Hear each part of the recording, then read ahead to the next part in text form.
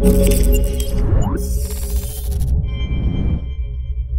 what's going on guys? Arekkz here, welcome back to another Destiny video. So today has been a pretty big day. It's Gamescom, or it's the start of Gamescom. I am out there right now, so that's also why my audio might sound a little bit different, because I am recording from my hotel room, but there has been a ton of news. It's like absolutely crazy. There was of course the live stream today, plus during the live stream they also released a Vidoc, which is around 8 minutes, really good video. It got me even more hyped than I already was. I was already super looking forward to Rise of Iron, but now it got me so hyped, so I will link that down below.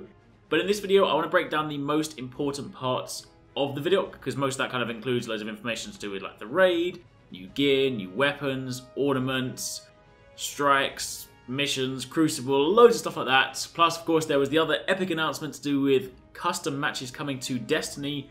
That, however, is going to be in a separate video that will follow up this one, so do stay tuned for that. But in this video, I wanted to break down all of the important information from the Vidoc, so that way if you guys haven't had a chance to watch it, then you can kind of get everything you need to know in a slightly more condensed format. So if you do enjoy this, then a like would be super appreciated. Comment down below and let me know what you think, but let's get started. Let's start right at the top with personal favourite of mine and something that I know a lot of you guys are also super keen on, and that is gear. There are tons of new gear sets to collect in Destiny. We of course have Iron Lord armor, Iron Banner armor, Trials of Osiris, Raid, Archon's Forge, and we got a really good look at the Raid set, the Iron Lord set, the Iron Banner set, and the Trials of Osiris sets, plus of course some other armor pieces being used throughout the video, but those ones were shown in pretty good detail. I am personally a really big fan of the Raid armor. I appreciate some people it's a little bit of a sort of Marmite thing, because some people aren't really a big fan of the whole angular sharp edges, but that is something that I am personally a massive fan of, so I can't wait to wear the Raid armor. That being said, the Iron Lord armor is of course much more Norse inspired, much more inspired by say knights and whatnot, so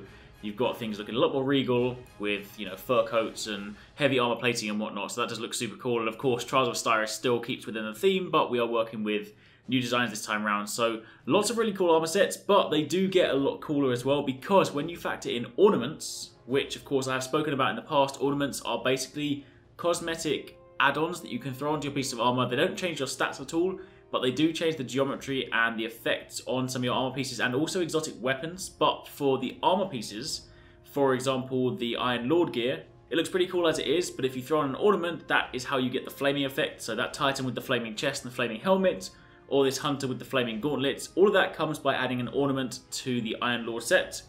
You then have the Raid gear, the Seaver inspired gear with this sort of red and black sharp angles, but if you throw on the ornament then it starts to glow like this, which looks insane. And you also have one of the ones that looks, in fact when I first saw this before I actually got to the ornament section and I saw this as a screenshot, I thought it was a new exotic, because if you look at the Trials of Osiris gear, when you throw on the ornaments you actually get this almost holographic projection on top of the armor. So on the helmet it's not quite as striking, but on the armors for example, all the way up you almost get these wings that are superimposed on top of the armor, so that does look super cool. So I definitely cannot wait to see all of these new endgame sets with ornaments, because in some respects it's like having a second set of armor. You have the armor that you've kind of collected and built and leveled up and whatnot and you're used to, then you throw on the ornaments and they look completely different to the point where it's like you've got a whole new set of armor all over again. So that's really cool. And remember how I mentioned in the past that some of these ornaments will be tied to much higher level activity. So for example, Trials of Osiris, they are most likely going to be sourced from the Lighthouse. And as for the raids, you'll most likely source them from challenge mode, which will come at a later date. So don't expect all of these to be easy to get, but either way, that is something to look forward to. And speaking of ornaments, they also work on exotic weapons. But just before we get into what they look like, let's speak about some of the new and returning weapons. Of course, throughout the video, we also got to look at what I believe to be the Raid Pulse Rifle, a Seaver-infused hacker weapon, a new Trials of Osiris auto rifle. There's also the return of Monte Carlo. We heard about that in the Game Informer article, but it has really cool color ornaments, so white is the default color. We also saw what I believe is gold during some of the gameplay. It could have just been light, so I could be wrong on that one, but one of the ones we see very clearly here is this black and red color scheme, and you can probably guess by the fact that I'm also a fan of the Seaver gear that I'm a big fan of the black and red color scheme. There's also the Hawk Moon, which of course is normally silver. There seems to be a bloodied version that's kind of got blood over the barrel, and then this really cool one, all black with a gold feather down. That's of course another ornament. And we then got to look at a new exotic, one that has not been announced so far. It's a heavy machine gun. We don't know what the perks are just yet, but it's called Nemesis Star.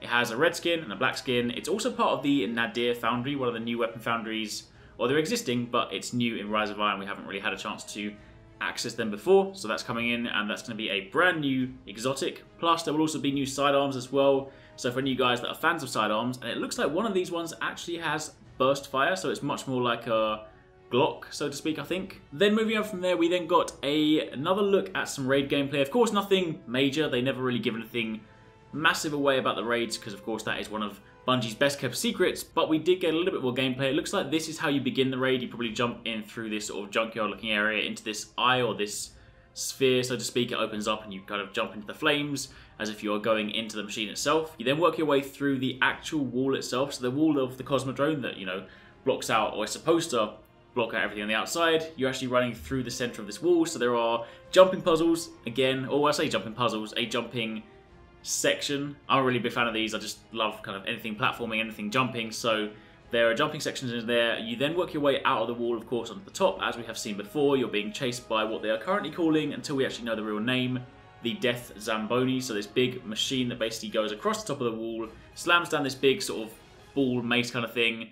And the idea behind this is that you have to kind of keep running. So it's an encounter where, you know, you don't have the luxury to sort of sit behind a box or think about the encounter. You're like, no, I have to keep moving. So it's a interesting sort of like pressure switch. And then of course after that you drop back down, go into the underground, the darkness, and then you work to the rest of the raid, which I would assume leads you to kind of the center of the core where you will find Siva.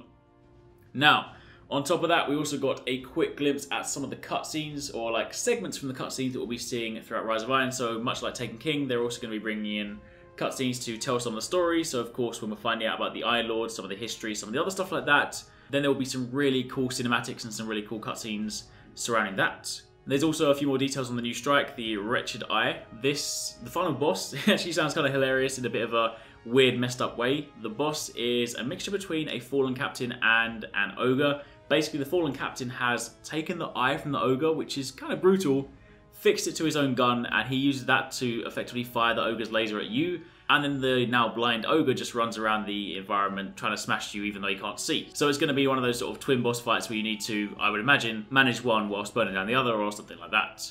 Now, on top of that, there are a few other things they spoke about. However, these are things I've covered before, so namely Archon's Forge, which again is like a combination between Court of Arekkz and Prison of Elders. You also have a bit more about Artifact. Again, I've done a pretty in-depth video on that, and I will link that down below if you guys want more details. But we did get a little bit of gameplay of some of them in action, which is kind of cool to see. Most of them are a lot more passive, but for example, the one where if you punch a enemy, a low tier enemy, then it turns them into your ally for the next sort of 30 seconds. So you can of course see here where this Fallen is shooting at the other Fallen.